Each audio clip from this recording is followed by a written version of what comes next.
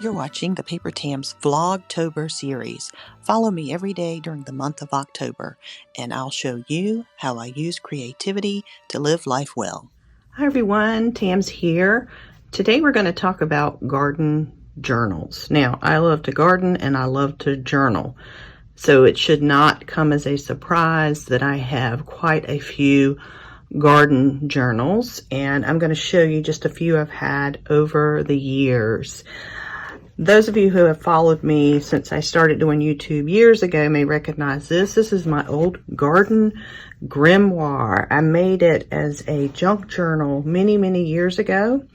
And I've got a few videos, a playlist up if you are interested in this. But I used to just sketch out things I was seeing in the garden. I also use this as a junk journal. Lots of things. It's pretty much packed full of things. And a few of my watercolors, things like that. If you're interested in this, I will share the playlist where I used to share all the entries to this years ago. But I have not worked in this in a very long time. My second journal I got last year. I'm a huge fan of Linda Vodder. She has a YouTube channel, a gardening YouTube channel, and a lot of her stuff inspires me, and my garden is greatly inspired by Linda Vodder. And she came out with this beautiful journal last year. And I started it. I was all into it. But it's one of those where you write, it's a 5-year journal, and you write something every single day. And I gotta be honest, I did not keep up with it. I just was not diligent enough to keep this going. But it is gorgeous, and I hope that one day I can put this in my garden room, have it open, and be very diligent about all the things I'm doing in my garden each day. The garden journal I find the most helpful because I don't do garden journaling all the time, but I like to, especially during times of the year like this, October. I love to dream and plan in my garden, but I have found that here we are, we're back to the Traveler's Notebook. I love the 019 insert for garden journaling, and I'm going to tell you why. So you get to put in any date you want. So if you do a spread today and you don't touch this for another 6 months, it's not going to matter. It's going to be fun. So you have the free diary that you can write down little notes for your week. And then you have grid paper. I love grid paper. I love it for sketching out plans. I love it for, you can see some of my past entries, sketching things I see in the garden, my new trowel, if I see a screech owl, that kind of thing. So we're going to be working in this today, and I'm choosing this because I do like to dream this time of year. So I'm going to give you some insight on what I am dreaming about in terms of my garden. Now, to save time, I have already started a spread for, I am going to be noting what I did last week, but I've also sketched out, this is not to scale, but it's as close as I can get.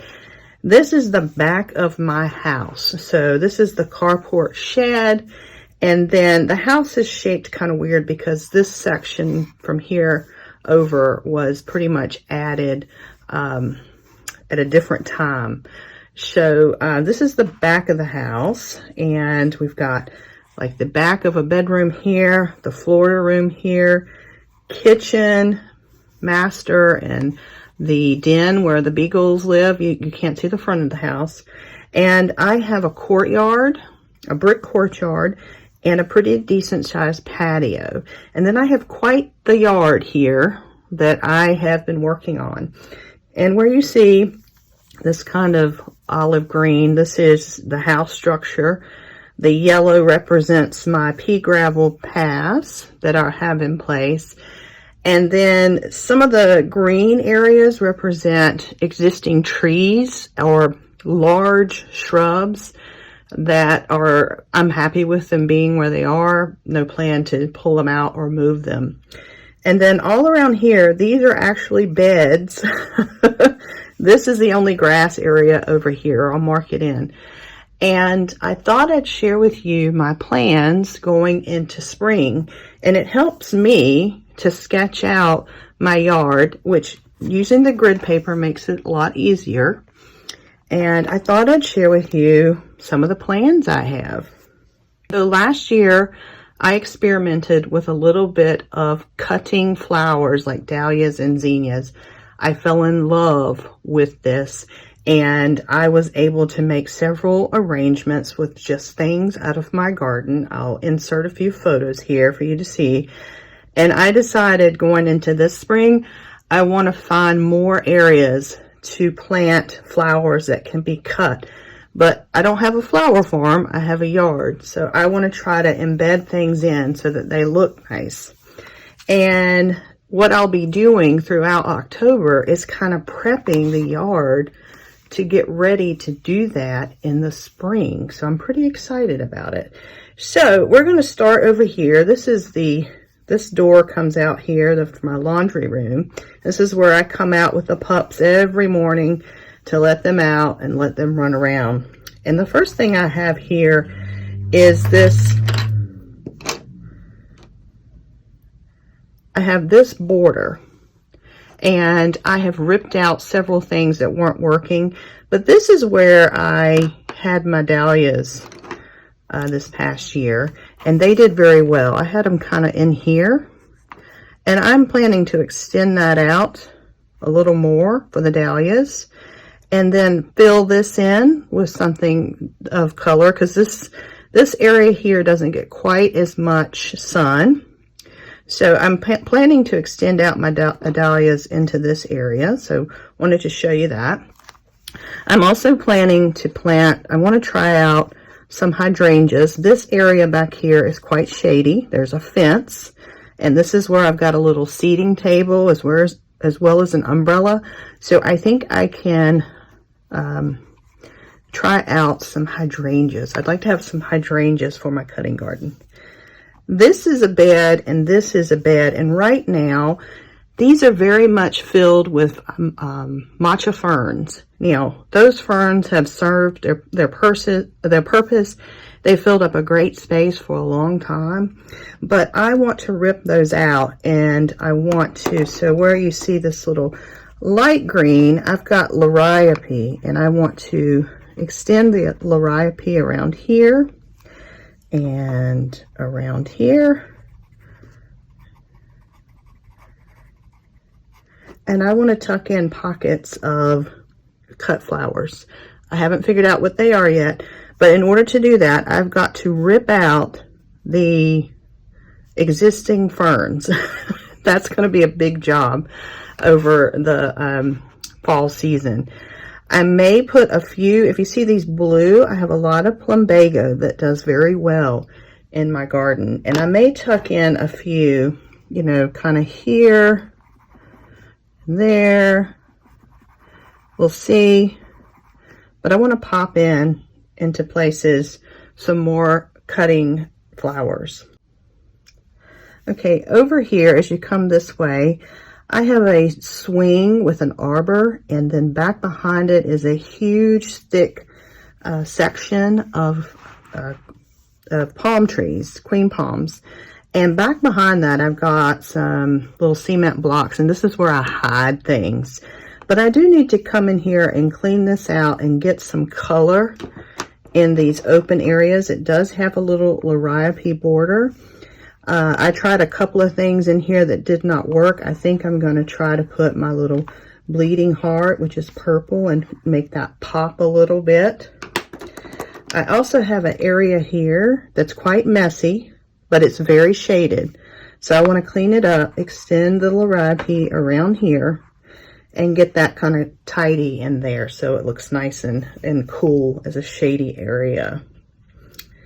The other thing I'm going to do is right around my patio, I do have a nice manicured hedge of plumbago, and I've been sticking in pentas here over the years from pots, and I've got some liriope. I'd like to formally make this a bed and define it. It's an area that the grass does not grow very much at all, so it's no need to leave it grassy. So I'd like to define it by bringing the liriope all the way around. There's a crepe myrtle tree here. I want to come all the way around that crepe myrtle tree and back around to the patio, and then work with this as a designated bed. I do have a plumeria in here, but I've got room back here to do some things. I may extend the pentas. I love pentas, or I may tuck in some little cutting flowers in here. I don't know, but I do want to define that bed. I also have in this corner, I've got an AC unit there and 2 plumbagos and not much else. This gets a lot of sun. I do want to define this more with some liriope. And then I may be able to tuck something else into here, which I think would look nice. And then this is my fence line here, and that my neighbor has some trees on her side, but this gets a ton of sun, and I would like to turn this whole area into some a border right here. I do plan in this corner back here, I've got 2 new plumerias that my friend Tona brought me. I am making sure they get through the winter, but I've planned to pot those in this corner. I think that'll look nice. And then in this area here, I would like to plant maybe a couple of roses. I think they'd be very happy, and just have a few roses in my border here. Of course, I would like to define the border by planting in liriope. I think that would look nice. I love the way my variegated liriope looks. It gives everything a nice frame. And then I'm going to decide what to put in here for more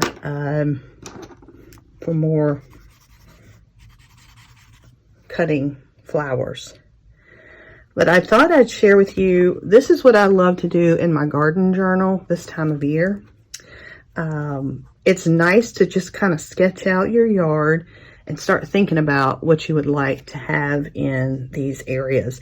And you don't have to do it all at once. I may not be able to do anything except define some areas with the liriope. Who knows? We'll see what the budget allows. I may have a friend, like I did here, that brings me something that I can tuck into these places. Who knows? But as I share my gardening videos with you over the coming weeks, I will be intentionally working on this future plan. So this is why I said my planning comes into play quite a bit when I am in my garden. So all I'm going to do now is over here, I'm going to make a few notes of some things that we did last week to get toward this plan. Okay, here you see I have gone through and just made some notes about what happened in the garden. I was deadheading earlier in the week. I was weeding earlier in the week. You guys saw in a video how I cleared out some gardenias from, not gardenias, but geraniums from some pots in the back to transplant them into my front container. I had a friend come over and gift me 2 plumerias. I'll show a picture of those again. And then on Saturday was a big day because back here in this area, I had a big almond tree that had died, and Bill had cut all that down. We've got some of it stacked to use as firewood, but there were a lot of limbs and moss, which we needed to break down. So we broke all that down. It took a couple of hours, and we burned it in our fire pit, and it was a great way to test and see if the logs that we salvaged would make good firewood, and it did. So we've got our firewood for the fire pit coming for this fall and winter, so that was cool too. Anyway, I hope this helps. I hope you can see how planning and journaling helped me to accomplish my gardening goals. And if you have any questions, leave them below, and I'll see you in the next video. Bye.